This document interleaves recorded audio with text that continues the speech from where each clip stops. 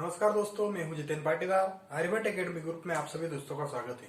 दोस्तों, हम व्यंजन संधि में पार्ट 2 पढ़ने जा रहे हैं। व्यंजन संधि का पार्ट 1 जो है उसमें कुछ 2 नियम्स मैंने शायद करवाए थे।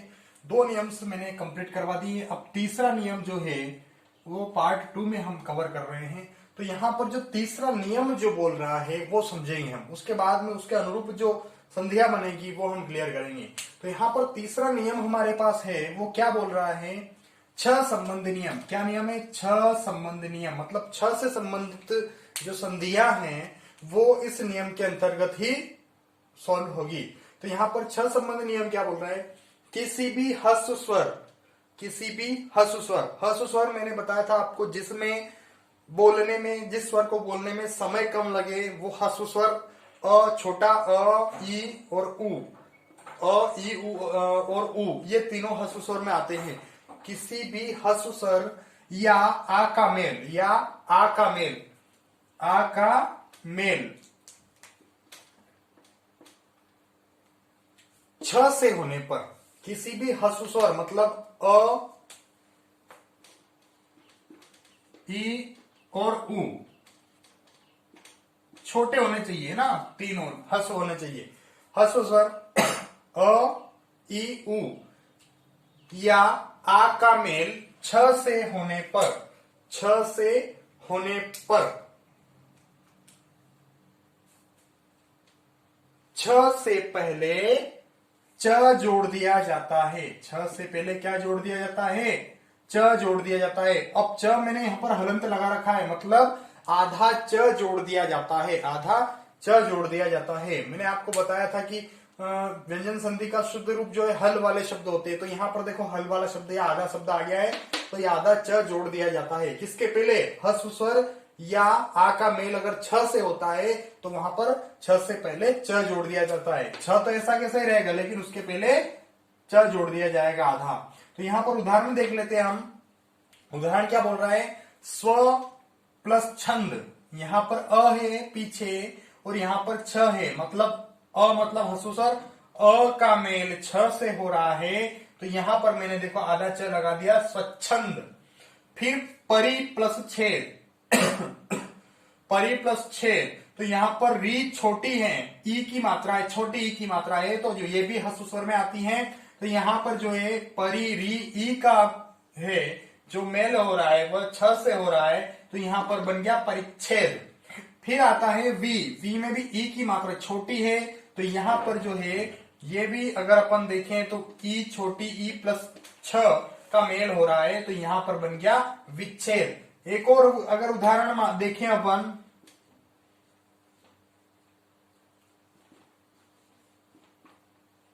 अनु प्लस छेद, अनु प्लस छेद, तो यहां पर जो है अनु छोटा लग रहा है उ, तो यहां पर क्या बन जाएगा? अनुच्छेद। क्या बन जाएगा? अनुच्छेद बन जाएगा। तो यहां पर छह संबंध नियम भी हम क्लियर कर चुके हैं।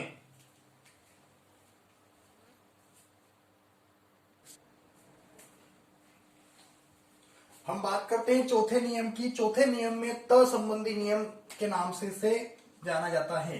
अब त संबंधी नियम तो दे रखा है, लेकिन इसमें भी अलग अलग रूल्स बने हुए हैं। त के बाद क्या आएगा तो क्या बनेगा, फिर इसके बाद क्या आएगा तो क्या बनेगा। तो यहाँ पर पहला जो है त में पहला नियम जो अपन पढ़ रहे हैं वो बोल रहा है कि त के बाद यदि च या छ आए, त के बाद यदि च या छ आए, आधे आधे चल रहे हैं ना, या पूरे भी आ सकते हैं। यहाँ पर त तो आधा ही रहेगा, हलंत में हलंत लगा रखा है मतलब आधा। त के बाद यदि च या छ आए तो त का परिवर्तन किस में हो जाता है? आधे च में। त का परिवर्तन किस में हो जाएगा? आधे च में परिवर्तन हो जाएगा। तो उदाहरण देखें अपन, उत प्लस चारण, उत प्लस चारण, यहां पर त आ रहा है, त के बाद में यदि च आए तो यहां पर च आ रहा है, तो उत प्लस चारण, तो ये जो त है किस में परिवर्तित हो गया? च में परिवर्तित हो गया। तो यहां पर ये आधा च बन गया और ये बन गया उच्चारण। फिर दूसरे की बात करें तो उत प्लस चरित, उत प्लस चरित, तो त के बाद में च आ रहा है, तो त के बाद में अगर च आ रहा है तो ये त किस में परिवर्तित हो जाएगा? आधे च में, और च ऐसा का ऐसा ही रह रहा है, तो यहां पर उच्चरित हो जाएगा। फिर बात करें इसकी सत प्लस चरित्र, सत प्लस चरित्र, तो सत के त के बाद में च आ रहा है, तो च तो ये तो ऐसा कैसा ही रहेगा, लेकिन ये जो त है ये आधे च में कन्वर्ट हो जाएगा, बदल जाएगा, तो यहां पर सत चरित्र हो जाएगी, आधा च मैंने लगा दिया है। अब छ की बात करें कि अगर त के बाद में छ आ रहा है तो क्या बनेगा, तो उसका भी च ही बनेगा कि जगत प्लस छाया, त के बाद में छ आ रहा है, रूल्स में दे रखा है, या यदि ये आए या ये आए, तो च के बाद में अगर छ आ रहा, त के बाद में अगर छ आ रहा है तो जगत छाया, ये त जो है ये छाया ऐसा कैसा वर्ड बना हुआ है पीछे, और ये त किस में परिवर्तित हो गया, च में, जबकि ये जग पीत ऐसा का ऐसा बना हुआ है। तो यहां पर नियम जो है क्या बोल रहा है कि त के बाद यदि च या छ आए तो त का च में परिवर्तन हो जाता है।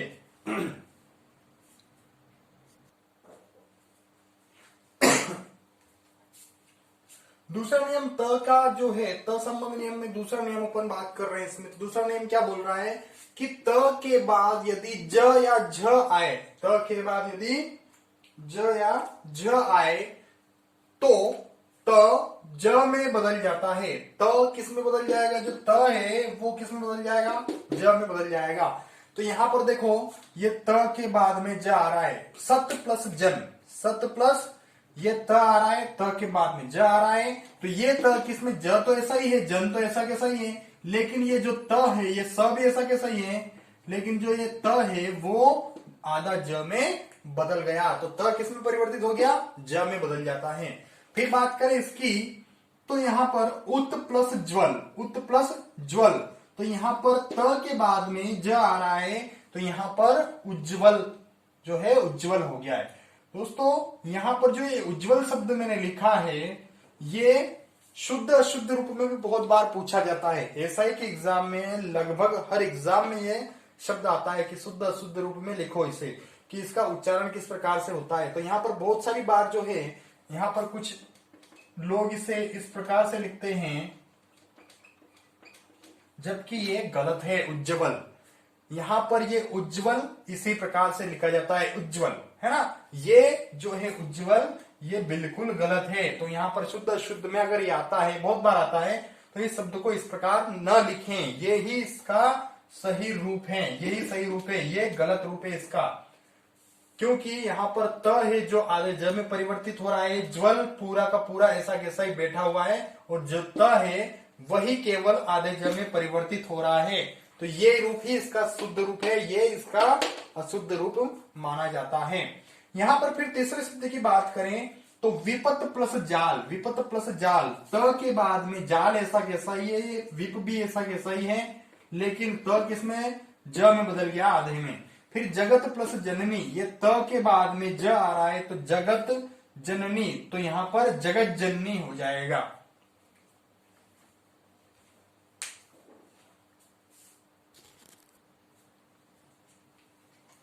यहां पर तीसरा नियम जो बोल रहा है कि त के बाद यदि ट ड हो तो, त के बाद यदि ट और ड हो तो त क्रमशः शब्द लिख रखा है, यहां पर क्या लिख रखा है, क्रमशः, त क्रमशः ट और ड में बदल जाता है, मतलब इनके नीचे हलंत लग जाता है, आधे हो जाते हैं ये। तो यह क्रमशः इसलिए लिख रखा है क्योंकि त के बाद में अगर ट आएगा तो आधा ट लगेगा, और त के बाद में अगर ड आएगा तो आधा ड लगेगा। ऐसा नहीं कि इन्हें विपरीत क्रम में आप लिख दें। त के बाद में अगर ये ट आया तो यहां पर आधा ट लग जाएगा, और त के बाद में अगर ये ड आया तो यहां पर आधा ड या हलंत वाला ड लग जाएगा। तो उदाहरण से इसे समझते हैं, वृहत प्लस टीका, वृहत प्लस टीका, तो यहां पर वृहत जो है त के बाद में ट आ रहा है, क्रमशः चल रहा है, त के बाद में ट आ रहा है, तो यहां पर वृहत टीका, ये जो टीका ऐसा कैसा है, वृह भी ऐसा है, ये त किस में परिवर्तित हो गया, आधे ट में, हलंत वाले ट में। फिर उत प्लस डयन, ड वाला देख लेते, उत प्लस डयन, तो यहां पर जो है त के बाद में ड आ रहा है, क्रमशः की बात हुई है, त के बाद में ड आ रहा है, तो यहां पर क्या बन जाएगा, उड्डयन, उड्डयन, तो ये डयन भी ऐसा कैसा है, ऊ भी ऐसा कैसा ही है, लेकिन ये त जो है ये ड में परिवर्तित हो चुका है। तो यहां पर यह बात ध्यान रखना कि त के बाद में अगर ड आ रहा है तभी अपने को आधा ट लेना है, और त के बाद में अगर ड आ रहा है तो अपने को आधा ड लेना है।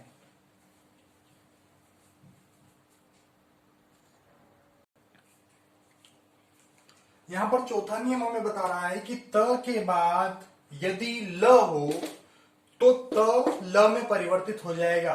त के बाद यदि ल हो तो त ल में परिवर्तित हो जाएगा। ये जो त है ये ल में परिवर्तित हो जाएगा। तो यहां पर देख रहे हैं अपन उदाहरण, त के बाद ल है तो यहां पर जो है आधा ल में परिवर्तित हो रहा है, तो ये लास ऐसा कैसा, ये उल्लास हो जाएगा। त के बाद लीन है तो लीन ऐसा कैसा, ये ल आधा ल बन गया तो यहां पर तल्लीन हो जाएगा।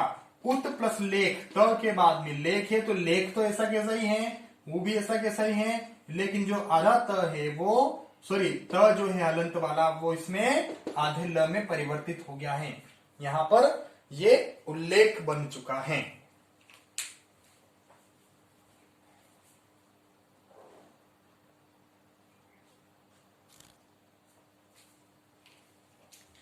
यहां पर पांचवा नियम हमें बता रहा है कि त के बाद यदि श हो, त के बाद यदि श हो तो त का च आधा च और श का छ हो जाता है। क्या बोल रहा है कि त के बाद यदि श हो, श शक्कर वाला, तो त का जो है च में परिवर्तन और श का छ में परिवर्तन हो जाएगा। तो यहां पर जो है दो एक ही में दो बनेंगे, तो यहां पर आगे वाला भी चेंज होगा और पीछे वाला वर्ड भी चेंज हो जाएगा। तो अपन चेंज करके इसको देख रहे हैं, उदाहरण देखते हैं कि उत प्लस श्वास, उत प्लस श्वास, तो यहां पर त के बाद में श है तो उत प्लस श्वास बराबर क्या बन जाएगा, उच्छ्वास। ये आधा है तो यहां पर इसलिए है क्योंकि ये भी आधा है, इस कारण से ये भी हलंत लगेगा यहां पर। तो यहां पर जो है ये त च में परिवर्तित हो गया और ये स छ में परिवर्तित हो गया, जबकि वास ऐसा का ऐसा ही है। तो यहां पर क्या बन गया, ये उच्छ्वास। फिर आता है सत प्लस शास्त्र, सत प्लस शास्त्र। तो सत प्लस शास्त्र में त के बाद श है तो ये जो त है ये च में परिवर्तित हो गया और श है ये छ में परिवर्तित हो जाएगा। तो यहां पर ये च आ गया और ये छ आ गया और शस्त्र ऐसा का ऐसा ही हो गया। तो यहां पर सत प्लस शास्त्र क्या बन गया, सच्छास्त्र। क्या बन गया, सच्छास्त्र।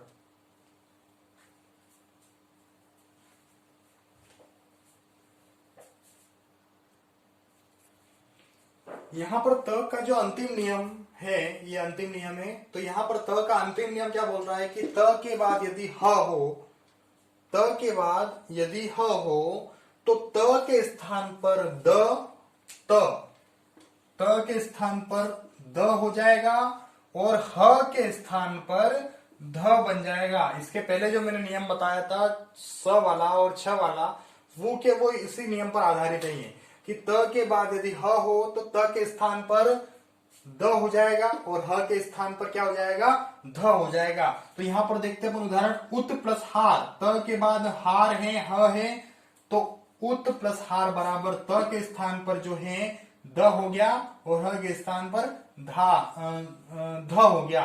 तो यहां पर उद्धार बोला जाता है इसे। यहां पर लिखने में इसी प्रकार से लिखा जाएगा कि ध इसे आगे लिया जाएगा, जबकि जो है उच्चारण के अनुरूप इसे उद्धार बोला जाता है। उद्धार, उद्धार, उद्धार। तो द का उच्चारण पहले हो रहा है तो यहां पर यह उद्धार बन गया। फिर उत प्लस हत, उत प्लस हत बराबर उद्धत। तो यहां पर त के बाद में ह है तो त का द बन गया और ध इस प्रकार से बन गया है तो ये बन गया उद्धत।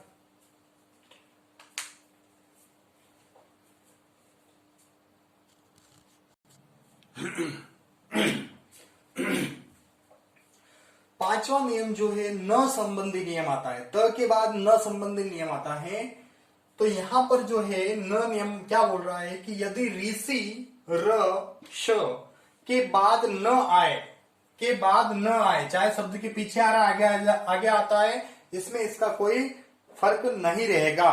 कि ऋषि र श के बाद न आए, न व्यंजन आता है तो न का ण में परिवर्तित हो जाता है, न का ण में परिवर्तित होना तय है।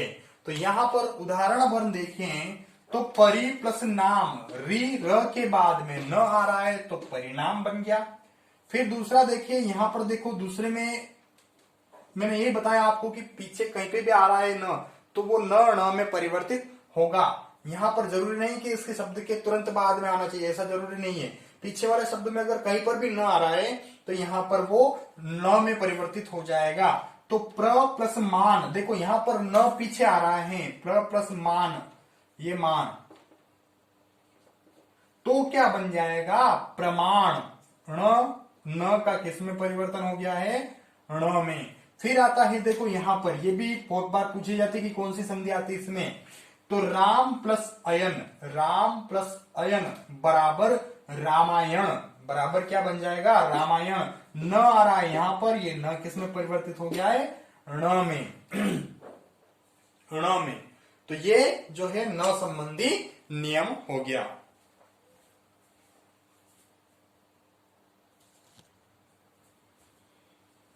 यहां पर जो छठा नियम है म संबंधी नियम, म संबंधी नियम में भी त के अनुरूप जो है तीन पॉइंट बनेंगे, 3 नियम बनेंगे इसमें भी। तो म का पहला नियम क्या कह रहा है कि म का मेल क से म तक, क से म तक के किसी भी व्यंजन वर्ग से होने पर, क से म तक के किसी भी व्यंजन वर्ग से होने पर म उसी वर्ग के पंचमा अक्षर अनुस्वार, मतलब पंचमाक्षर मतलब ऊपर बिंदी लग जाना, अनुस्वार में बदल जाता है।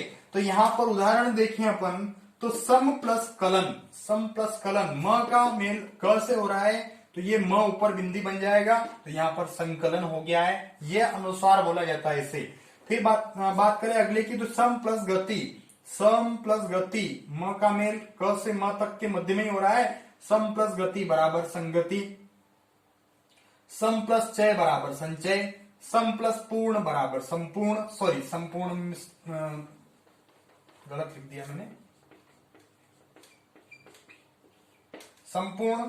फिर परम प्लस तु बराबर परंतु, परम प्लस तु बराबर परंतु, ये पंचमाक्षर में परिवर्तित हो चुका है। यहां पर सब पर ऊपर बिंदी पंचमाक्षर आ चुका है।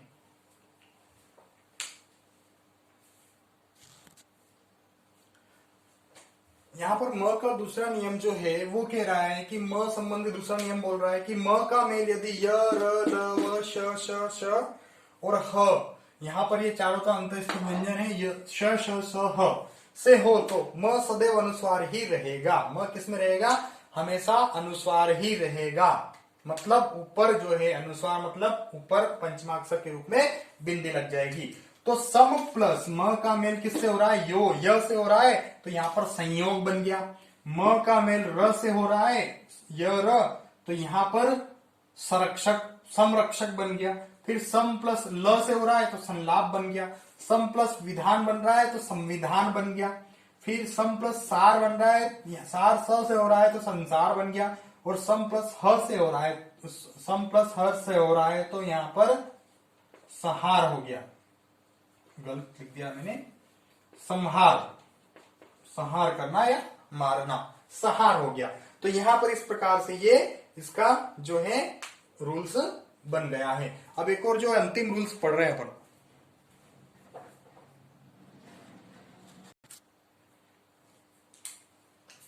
यहां पर जो है म का अंतिम नियम जो है ये बता रहा है कि म के बाद म आने पर कोई परिवर्तन नहीं होता है, मतलब इस म के बाद अगर ये पूरा म आ रहा है तो यहाँ पर कोई परिवर्तन नहीं होगा। तो यहाँ पर सम प्लस मान आ रहा है तो ये म जो है आधे में आधा ही रहेगा, जो सम्मान हो गया। और सम प्लस मति आ रहा है तो सम्मति हो गया, ये आधा में आधा ही चल रहा है और ये पूरा का पूरा ही चल रहा है।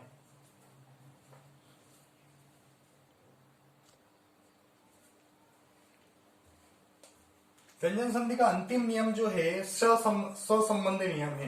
तो यहाँ पर संबंधी नियम क्या बोल रहा है कि स से पहले अ आ से भिन्न स्वर हो तो, अ आ नहीं आना चाहिए, इसके भिन्न स्वर हो। स से पहले बोल रहा है, अभी तक बात के चल रहे थे, अब पहले आ रहा है। स से पहले अ आ से भिन्न स्वर हो तो स का किस में परिवर्तित हो जाएगा, श षटकोण में परिवर्तन हो जाएगा। तो यहां पर उदाहरण के रूप में हम समझेंगे तो इसे वी मतलब आ नहीं आना चाहिए, बाकी कोई भी आ जाए। वी मतलब छोटा ही आ रहा है, वी प्लस सम बराबर विषम, और वी प्लस साध स यहां पर आ रहा है, तो इसके पहले ई आ रहा है, तो ये स षटकोण में परिवर्तित हो गया, और इसके पहले जो है श के पहले वापिस ही आ रहा है, तो ये भी श में परिवर्तित हो चुका है। तो यहां पर दोस्तों ये व्यंजन संधि भी मैंने कंप्लीट करवा दी है आपको, और अगर किसी को डाउट भी रहता है तो आप कमेंट बॉक्स में पूछ लीजिएगा या कॉल करके पूछ लीजिए।